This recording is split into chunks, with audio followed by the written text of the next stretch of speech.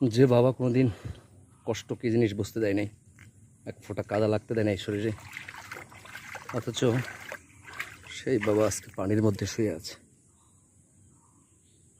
আল্লাহই ভালো জানেন আমার বাবা কেমন আছেন, কী অবস্থায় আছেন। এটা হচ্ছে আমার বাবার কবর।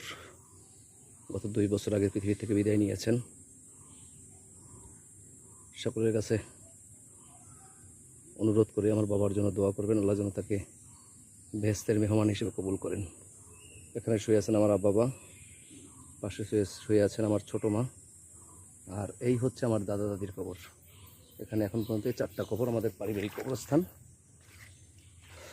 বন্যার পানিতে তলিয়ে আছে কবরস্থান সহ গ্রামের সকল এলাকা। যেহেতু এই এলাকাটা স্লুইস গেট দিয়ে আটকানো, পানিটা যেমন উঠতেও সময় লাগছে আবার নামতেও সময় লাগতেছে। এখানের পানি